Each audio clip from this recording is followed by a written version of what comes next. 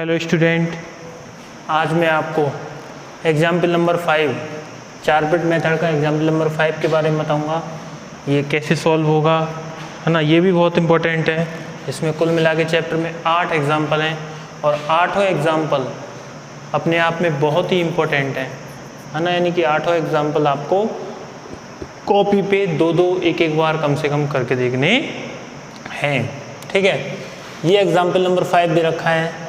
तो 4p की सहायक समीकरण ये होती है dp/del(f)।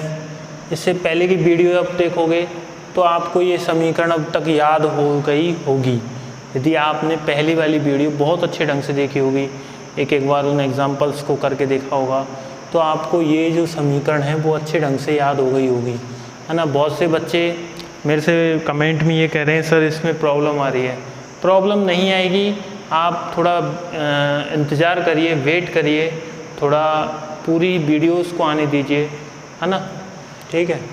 अच्छा, dp/del(f)del(x) plus p del(f)del(z) dq del(f)del(y) plus q del(f)del(y) और del(z) dz माइनस p, ये अपने को क्या है 4p की सहायक समीकरण होती है, पता होता है ना। अब इसमें हम क्या करते हैं, इसमें del(f)del(p) ये सारे मान निकाल लेते हैं, ये सारी वैल्यू del(f)del(p) del(f)del(q), है ना, del(f)del(x) del(f)del(y) और del(f)del(z). चूँकि इसमें z नहीं है इस पद में, इस क्वेश्चन में क्या है del(f)del(z) है ही नहीं, z का कोई पद नहीं है, तो del(f)del(z) क्या आ जाएगा, 0 आ जाएगा, ठीक है। del(f)del(p) निकालते हैं, तो del(f)del(p) p वाले पदों को देख लेते हैं। p वाले पद, p वेरिएबल, बाकी सब कांस्टेंट, है ना। तो x² माइनस y², p यहाँ से 1 हो जाएगा, p का डिफ्रेंसिएशन, और कितना आ जाएगा q, और यहाँ से आएगा p का 2xyp। ऐसे del(f)del(q) निकाल देंगे, ऐसे del(f)del(x) निकाल देंगे, del(f)del(y) निकाल देंगे, है ना। अब यहाँ पर जब del(f)del(x) का मान ये रख देंगे इंटू p, और del(f)del(z) क्या है दोस्तों 0, तो यहाँ से 0 हो जाएगा, वो तो ऐड में तो वो दिखाया नहीं है। इसी प्रकार यहाँ dq/ ये सारी वैल्यू यहाँ del(f)del(y) की पुट करनी है। del(f)del(z) क्या है, ये z था, है ना, ये क्या है, ये 0 है, ठीक है। तो यहाँ पर ऐड करने में 0, और dz का मान मैंने यहाँ पर लिखा नहीं है, तो dx के अपॉन में del(f)del(p)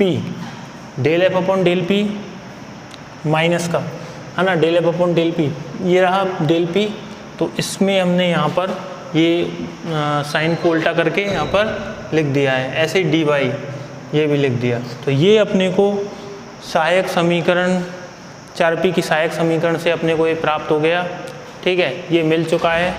अब इसके बाद हम इसको देखेंगे, इसको सॉल्व कैसे करें। इसको सॉल्व करने के लिए अब दोस्तों इस जो समीकरण है, इस समीकरण को सॉल्व करने के लिए हम क्या करेंगे, इसमें p का मल्टीप्लाई, इसमें x का मल्टीप्लाई कर देते हैं, इसमें y का, और इसमें p का, और इसमें q का, है ना, और इनमें मल्टीप्लाई करके x dp, y dq, p dx और q dy को करके, है ना, ये जब हम इनमें मल्टीप्लाई करेंगे, किसका, इसमें x का करेंगे, इसमें y का करेंगे, इसमें p का करेंगे, और इसमें q का करेंगे, है ना, तो उसका मान कितना आएगा, 0 आ जाएगा, ठीक है। कितना आ जाएगा, 0। अब इसका क्या करेंगे, समाकलन करेंगे, x dp plus p dx plus y dq plus q dy बराबर 0, है ना। इसका जो समाकलन आएगा d into xp y into yq dy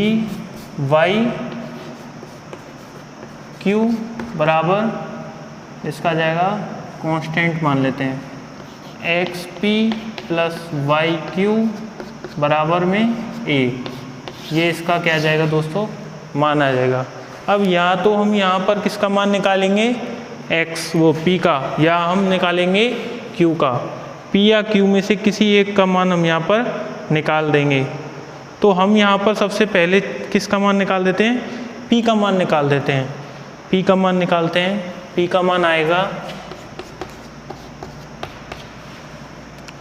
a minus Y Q upon x, है ना। तो p का मान आ गया a minus Y Q upon x। देखिए दोस्तों, हमने यहाँ पे p का मान निकाल दिया था, है ना।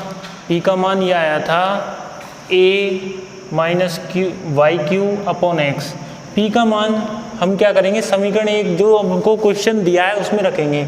उसमें रखा X square minus Y square, p का मान रखा ये, है ना, ये वाला into Q minus K X Y, और p का मान p स्क्वायर ये रख दिया minus K Q square minus 1 is equal to 0, है ना।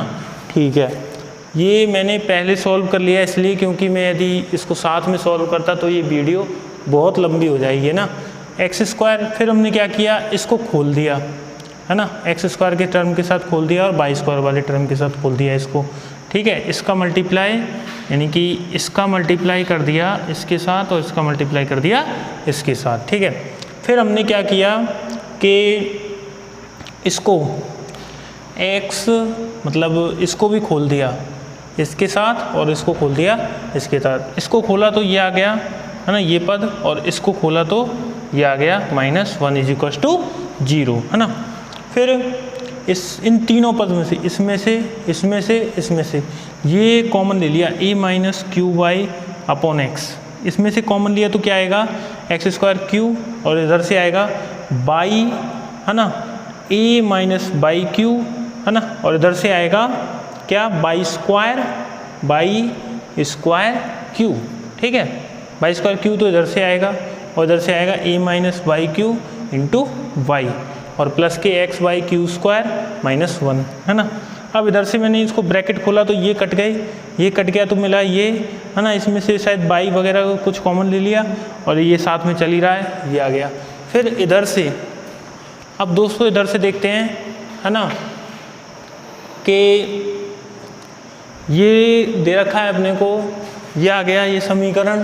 फिर यहाँ से हमने क्यू का मान आराम से आसानी से कैलकुलेट कर लिया, है ना। पी और क्यू के मान जब अपने को प्राप्त हो जाते हैं तो अपना क्वेश्चन लगभग क्या हो जाता है, लगभग क्वेश्चन अब इसमें कोई प्रॉब्लम नहीं आएगी क्वेश्चंस में, है ना। पी और क्यू के मान आ गए तो अब क्या करेंगे अपन, डी जेड बराबर P D X plus Q D Y में इसको क्या कर देंगे, पुट कर देंगे पी और क्यू के मानों को, और क्या जाएगा अपना सॉल्यूशन आ जाएगा।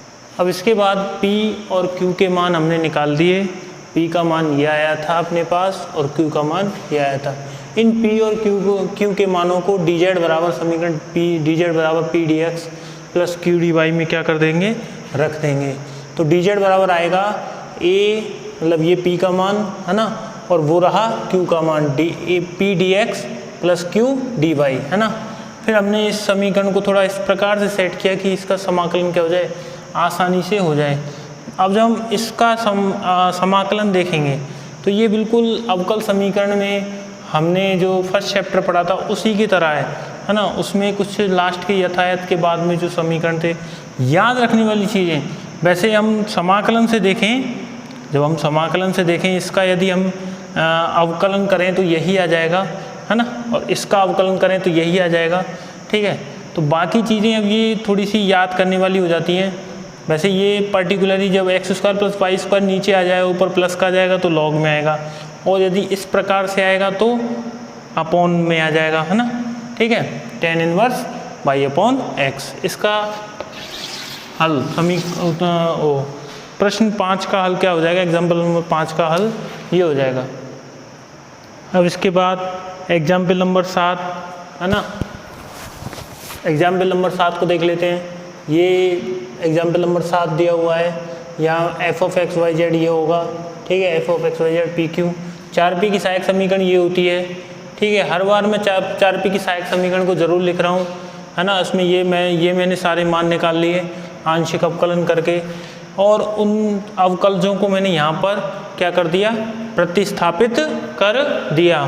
तो आएगा dp upon 0 dq upon same ही आ जाएगा दोस्तों, ऐसे ही dz, ऐसे ही dz में क्या आ जाएगा, सेम आ जाएगा, है ना, q dz, और यहाँ भी वही, और dx के अपॉन में वही आ जाएगा, और dy के अपॉन में भी वही आ जाएगा जो ऊपर लिखा हुआ है। ठीक है, अब इसके बाद ये क्या है, dp अपॉन, तो इसको ले लेते हैं dp अपॉन 0 बराबर इसके dq अपॉन, ये ले लेते हैं जो लिखा हुआ है, प्लस के q और माइनस के q बाई। तो dp बराबर कितना आ जाएगा दोस्तों, 0, और p इंटीग्रेशन कर देंगे कितना आ जाएगा, p बराबर कांस्टेंट, p का मान कितना आ गया, कांस्टेंट आ गया ये। तो p का मान किस में, समीकरण 1 में रखने पर, 1 में रखेंगे तो क्या आएगा, ax y plus aq plus q y बराबर yz। यहाँ से किसका मान निकाल देंगे, q का, a प्लस y बराबर yz माइनस के ax y अपॉन तो अगले में लिख देंगे, q का मान आ जाएगा दोस्तों y z minus ax upon a plus y। ये अपना किसका मान आ जाएगा, q का मान आ जाएगा, है ना, ये अपना q का मान हमने यहाँ पर निकाल देंगे। ठीक है, अच्छा, q का मान ये निकल गया, q बराबर y into Z minus ax a plus upon a plus y, है ना। अब इस p और q के मान को हम, p और q के मान को हमें कहाँ पर रखना पड़ेगा, हमें रखना पड़ेगा समीकरण dz बराबर p dx plus q dy में। ठीक है, इसमें रखेंगे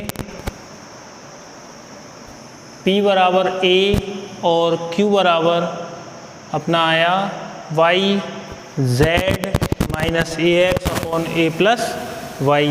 p और q के मान को समीकरण dz बराबर a p dx plus q dy में रख दिया, है ना।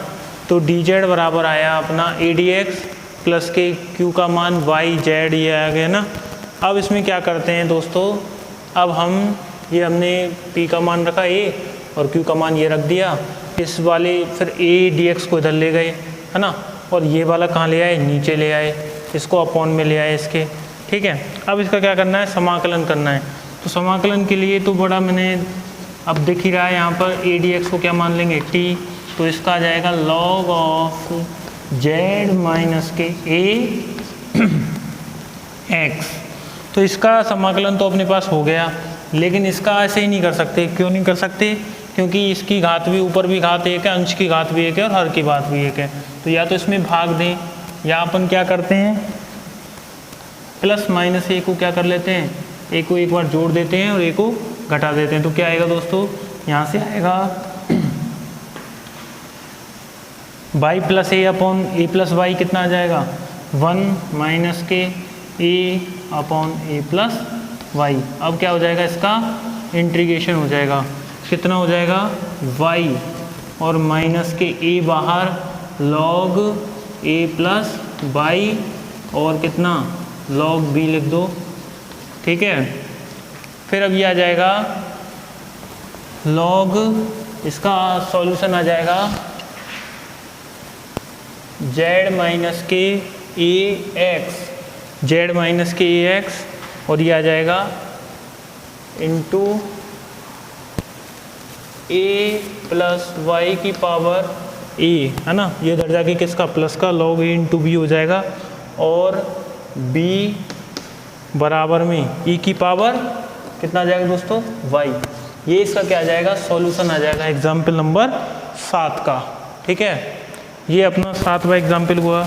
अब एक एग्जाम्पल बच रहा है 8, उसको भी हम कराएंगे। इससे अदर अगली वाली वीडियो